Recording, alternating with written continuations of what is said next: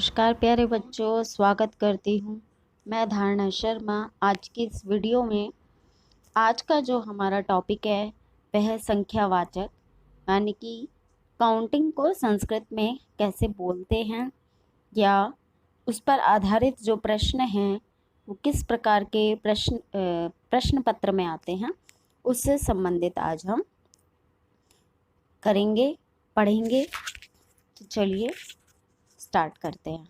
संख्यावाचक, counting in Sanskrit, संख्या ज्ञानम। आप देख पा रहे होंगे स्क्रीन पे, यहाँ 1 से लेकर 20 तक की गणना लिखी गई है। जो गणना है वह हमेशा संस्कृत में नपुंसक लिंग में ही लिखी जाती है। आप लोगों ने देखा होगा एकह, एका और एकम, तीनों प्रकार के जो रूप हैं वो हमने देखे हैं इसके एकम शब्द के। लेकिन जब भी संख्या लिखी जाती है, गणना लिखी जाती है, जब आपको कोई बोलता है कि आप काउंटिंग लिख के दिखाइए, तो संस्कृत में वो नपुंसक लिंग में ही लिखी जाती है।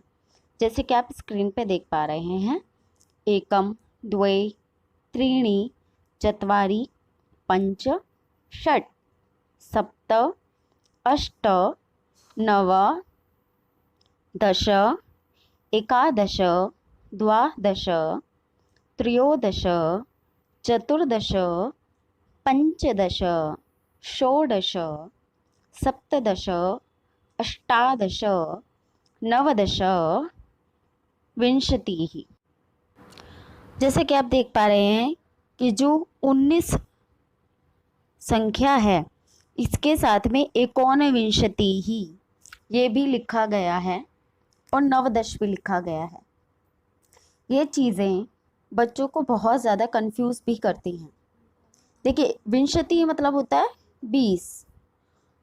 आगे बोल रहा है एक ऊन। जो ऊन शब्द है इसका अर्थ होता है एक कम, यानी कि माइनस, यानी कि 20 में एक कम कितना हुआ?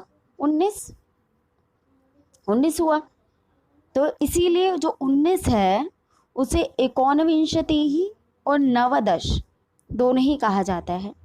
1 से 20 तक की संख्या तो आपको याद ही करनी पड़ेगी, लेकिन उसके आगे का मैं आपको बता देती हूँ कि उसके आगे आप शॉर्ट ट्रिक से कैसे इसे याद कर सकते हैं। विंशति की जब आप काउंटिंग याद कर लेते हैं, विंशति ही शब्द है ये। बच्चे इसका प्रोनाउंसिएशन बहुत गलत करते हैं, विंशति ही बोलते हैं। आप ये देखिए कि ये जो अनुस्वार लगा है वो वी के ऊपर लगा हुआ है ना, विंग। तो आप क्या पढ़ेंगे? विन ही तो पढ़ेंगे ना, विंशति ही, इसलिए से विंशति बोला जाता है। अब आगे बढ़ते हैं। इसके आगे काउंटिंग कैसे बनेगी? एकविंशतिः, द्वाविंशतिः, त्रयोविंशतिः, चतुर्विंशतिः, पंचविंशतिः, षट्विंशतिः, सप्तविंशतिः, अष्टविंशतिः, नवविंशतिः। अब 63 के लिए क्या करेंगे? 30 होता है।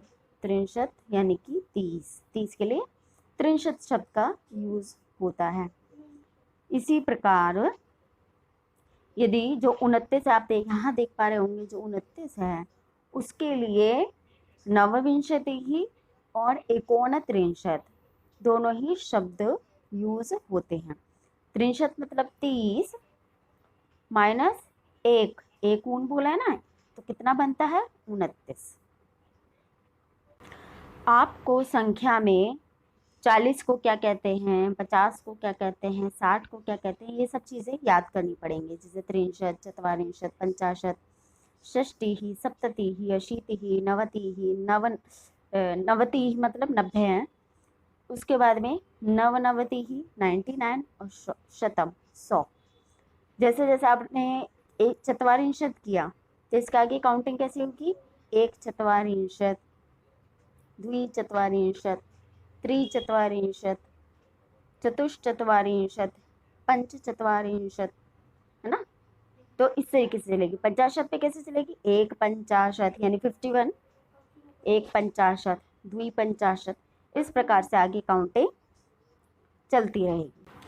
यहाँ एक बात और ध्यान देने योग्य है, जब मैं बोलती हूँ त्रिचत्वारिंशत् तो आप क्या करेंगे, जो शब्द पहले बोला जा रहा है त्रिचत्वारिंशत्, पहले क्या बोला जा रहा है त्रि, तो उस संख्या को आप पीछे लिखेंगे त्रि, फिर क्या बोला मैंने चत्वारिंशत्, चत्वारिंशत् अर्थात 40, तो यानी कि वो पहले वाली स्थल पर आ जाएगा। तो ये बन गया हमारा त्रिचत्वारिंशत्। इसी प्रकार यदि मैंने बोला षट् पंचाशत्, तो षट् पंचाशत् कैसे होगा, पहले क्या बोला षट्, तो पीछे आ जाएगा, उसके बाद क्या बोला पंचाशत्, तो यानी कि फर्स्ट प्लेस पे आ जाएगा पंचाशत्। परीक्षा में 1 से 100 तक की ही गणना के विषय में पूछा जाता है, इसीलिए 1 से 100 तक की ही गणना यहाँ हम कर रहे हैं परीक्षा की महत्व को देखते हुए, ताकि आप कंफ्यूज भी ना हो ज़्यादा। अब विशेष रूप से जो संख्या होती है उसको किस तरीके से प्रश्न पत्र में किस तरीके से और किस माध्यम से पूछा जाता है, उसके विषय में भी हम आगे अभी पढ़ेंगे। यहाँ अब आप स्क्रीन पे देख पा रहे होंगे, लिंग के अनुसार किस प्रकार से संख्या होती है। जैसे कोई बालक है, पुल्लिंग में एकः बालकः, ठीक है, एका बालिका, एकम पुस्तकम, द्वौ बालकौ, द्वे बालिके, द्वे पुस्तके,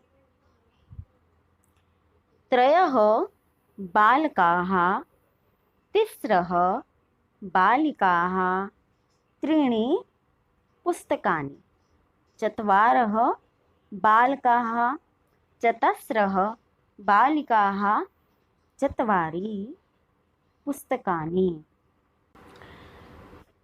वाक्य के आधार पर इन संख्याओं का निर्धारण होता है। अभी हम इनके ऊपर कुछ प्रश्नों का अभ्यास करते हैं। अब आप देखिए अभ्यास में कि पहला जो क्वेश्चन है, पहला जो प्रश्न है, उस प्रश्न में आप देख रहे होंगे फिल इन द ब्लैंक्स दे रखे हैं और आगे संख्या दे रखी है 1, फिर बालः विद्यालयं गच्छति।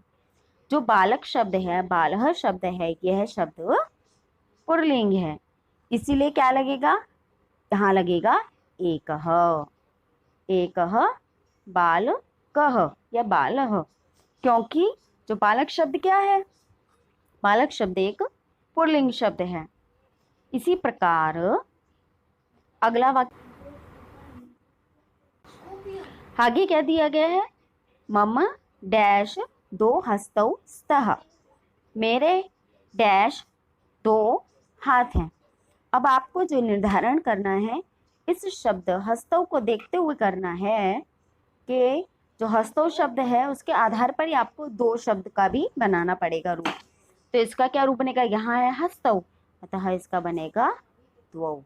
इसमें आगे वाले जो शब्द हैं वो बहुत ही महत्वपूर्ण होते हैं, इसीलिए उन शब्दों को ठीक से देखना चाहिए कि उसमें कौन सी विभक्ति लगी। यहाँ पे आपने ऊपर वाले उसमें देखा था बालः लिखा है, तो इसीलिए यहाँ एकः लगा। इसके आगे देखिए, फरवरी मासे डैश 28 डैश 29 व दिनानि भवन्ति। फरवरी मासे, अब 28 का क्या रूप बनेगा, हमें पता है कि 20 का विंशति ही बनता है, ठीक है। जब 20 का विंशति ही बनता है तो 28 का क्या बनेगा, आगे हम क्या लगा देंगे, अष्ट, अष्ट विंशति ही, यानी कि अष्टाविंशति ही भी कह सकते हैं हम यहाँ पर।